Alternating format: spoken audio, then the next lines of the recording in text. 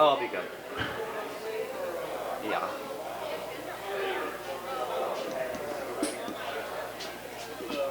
Suck it. Give it your mouth. Take it in deep until you get it. Can you hear me? Yes. Does it sound bad? Is it too loud? Okay. My name is Jonah Parker. I live out here. I'm a writer. I'm handing out cards with quotes from my short story collection. If you want to read it with my email on the back, I'll just send you a PDF of the full collection. I plan to publish them and hand them out.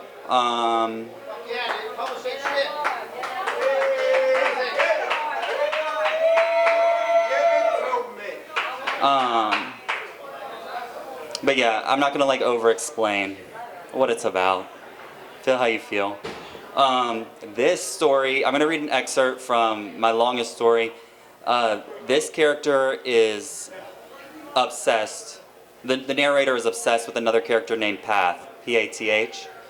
And Path isn't giving him the response he wants, so this is what he does about it. After meditating, he was meditating for a little too long.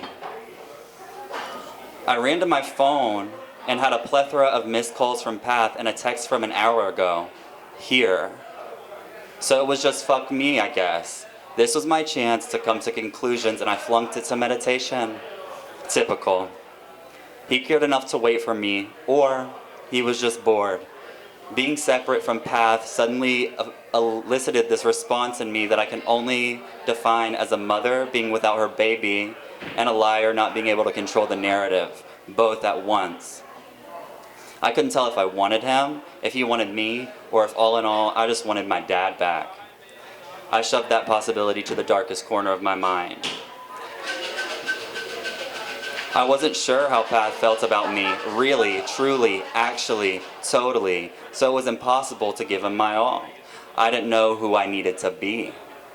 I had no surefire sign that said, this is the way things are, so I needed to come upon truths psychically and silently in order to not embarrass myself.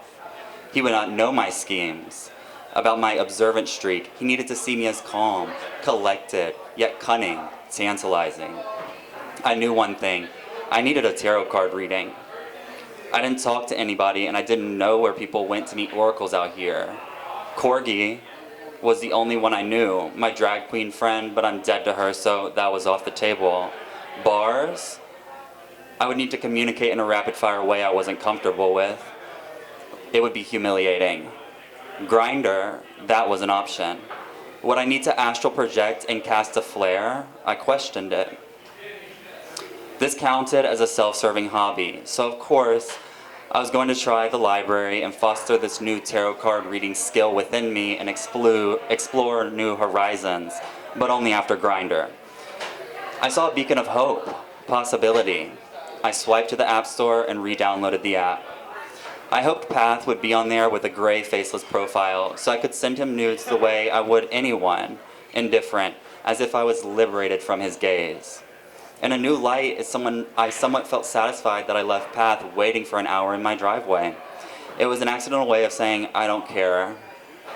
And this Grindr expedition was me saying, but I might.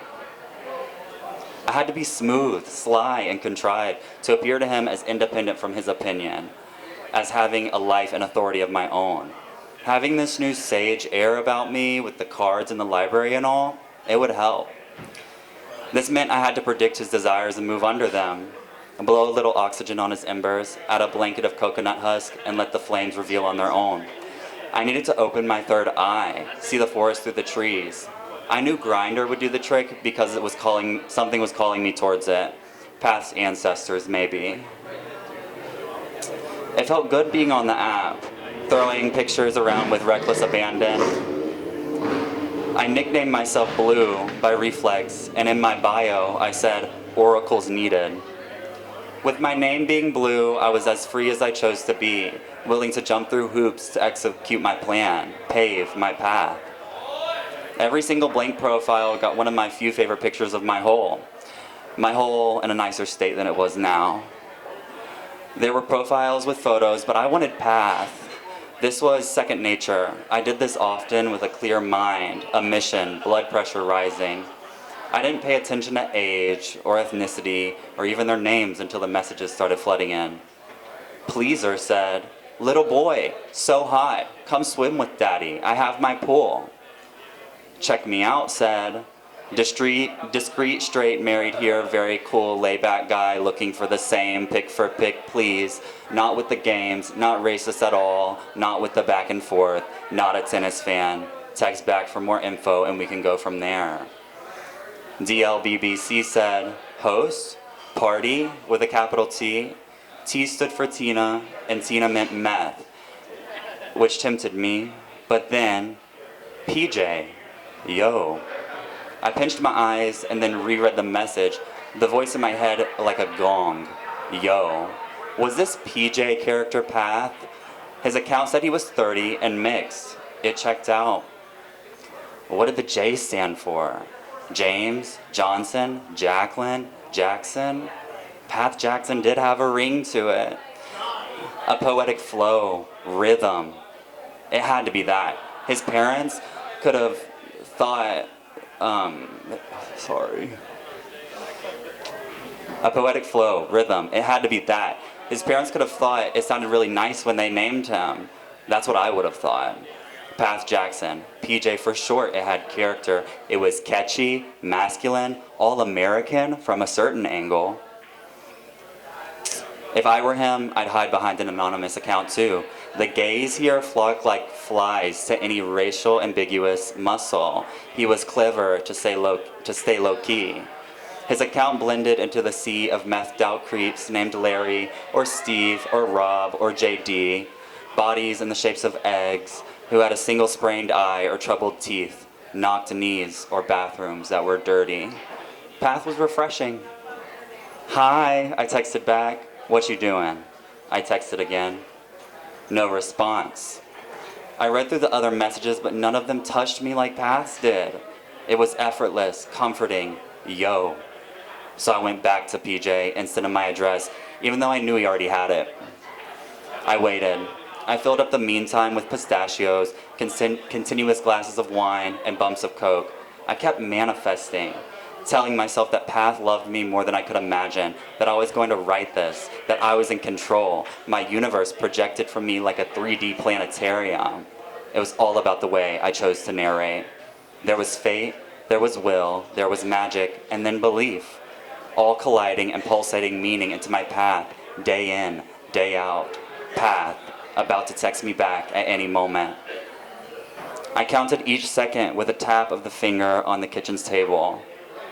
I felt like a bomb. It felt like Path was never going to text back. He wasn't even online. I began to suspect he probably found someone better, someone plumper and more proportionate. My confidence was clearly not his type of confidence, and he wasn't fascinated, but scared. What did I do wrong? What's wrong with me? I called him and it rang to voicemail. I called again and then again. A few more times, but there was no response. He was obviously preoccupied, obviously fucking someone else, and if not that, he was simply not worried about me. There was an imbalance in the universe, a pit in my gut. Hope was futile, I knew that. My mind was too polluted to manifest anything good and clean into my life. Do you think he didn't pick up because I caught him using Grindr? Embarrassment? Masking his desperation? Surely, he wasn't fly. He wasn't sly. Fly. He wasn't just gonna leave me high and dry with no ride to work, was he? Why wasn't he answering? Why wouldn't he pay attention? I said fuck it. I said whatever. I would be an active participant in ruining him and risking embarrassing myself. That was okay. I would be the architect of his hell. Why not end it all right there? Why not put his name in a note and then turn around and gut myself with a kitchen knife? Gaze on the banal gray hues out of my window, sawing and bleeding out, peace found in the center of my overwhelming pain. My organs sliding out slowly, then hitting the ground. The ultimate insubordination. I could see the crime scene now. I imagined myself still standing after something like that, dilapidated, becoming an icon like Ed Gein.